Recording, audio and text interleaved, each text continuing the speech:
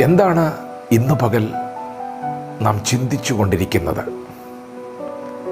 എന്താണ് ഇന്ന് പകൽ നാം സംസാരിക്കുന്നത്? എന്താണ് ഇന്ന് പകൽ നാം പ്രവർത്തിക്കുന്നത്? നാം ചിന്തിക്കണമെന്ന് ദൈവം ആഗ്രഹിക്കുന്നതാണോ നാം ചിന്തിക്കുന്നത്? നാം സംസാരിക്കണമെന്ന് ദൈവം ആഗ്രഹിക്കുന്നതാണോ നമ്മിൽ നിന്ന് പുറത്തു വരുന്നത്?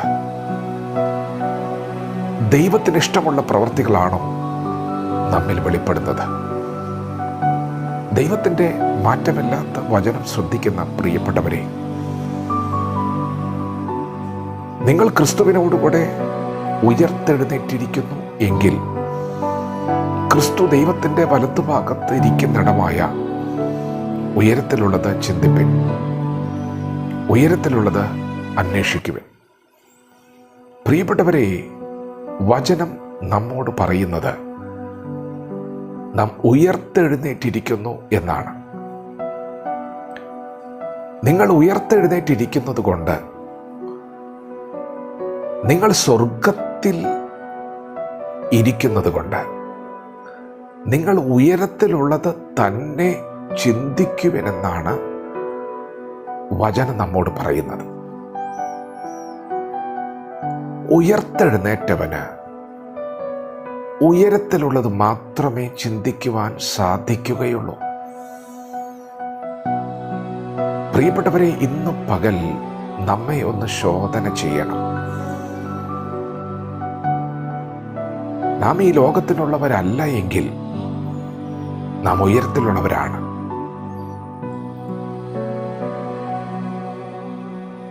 നാം ആരെന്ന് ഇന്ന് പകൽ പുറത്തു വരണം.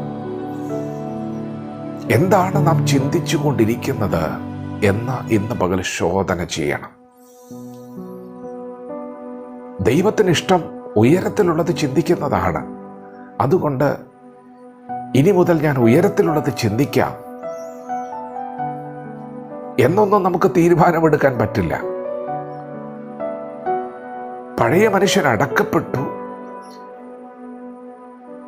ഇതാ സകലവും പുതുതായി തീർന്നിരിക്കുന്നു എന്ന് എഴുതിയിരിക്കുന്നത് പോലെ നമ്മുടെ പഴയ മനുഷ്യൻ മരിച്ച് ക്രിസ്തുവിൽ നാം ഒരു പുതിയ സൃഷ്ടിയായെങ്കിൽ മാത്രമേ,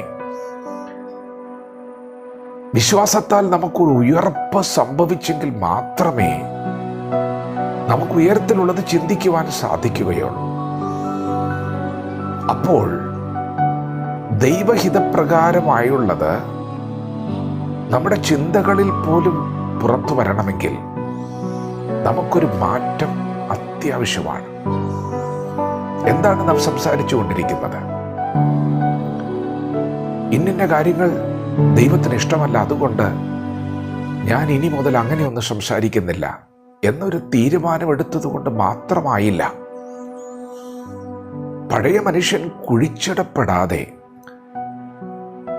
അവനെ അടക്കം ചെയ്യാതെ, പുതിയത് വെളിപ്പെടാതെ ഒരിക്കലും ദൈവം ആഗ്രഹിക്കുന്നൊരു സംസാരം നമ്മിൽ നിന്ന് വരികയില്ല. പഴയ മനുഷ്യനെ നിലനിർത്തിക്കൊണ്ട് തന്നെ പുതിയത് സംസാരിക്കാമെന്ന് ആഗ്രഹിച്ചാൽ പഴയ തുണിക്കണ്ടത്തോട് പുതിയത് വെച്ചു കിട്ടുന്നത് പോലെ ഇരിക്കും. അതിൻ്റെ അവസ്ഥ വല്ലാതെ ആയിപ്പോകും. പ്രിയപ്പെട്ടവരെ, ഇന്ന് പകൽ നമ്മെ ഒന്ന് ശോധന ചെയ്യണം. ഇപ്പോഴും പഴയത് നമ്മിൽ ജീവിക്കുന്നുണ്ടോ? പഴയതിനോടൊപ്പം പുതിയതിനെ ചേർത്ത് പിടിക്കാനാണോ നാം ശ്രമിക്കുന്നത്? ഇന്ന് പകൽ ശോധന ചെയ്യേണ്ട സമയമാണ്. ദൈവം ആഗ്രഹിക്കുന്ന ഒരു ജീവിതം നമ്മിൽ നിന്ന് പുറത്തു വരണമെങ്കിൽ നാം പൂർണ്ണമായി നമ്മെ തന്നെ സമർപ്പിക്കണം. ക്രിസ്തു മരിച്ചപ്പോൾ നാം മരിച്ചു എന്ന് വിശ്വസിക്കണം. നമ്മുടെ പഴയ മനുഷ്യൻ അടക്കപ്പെട്ടു എന്ന് നാം തിരിച്ചറിയണം. സമ്പൂർണമായൊരു സമർപ്പണമാണ് ഇന്ന് പകൽ ദൈവം നമ്മിൽ നിന്ന് ആഗ്രഹിക്കുന്നത്.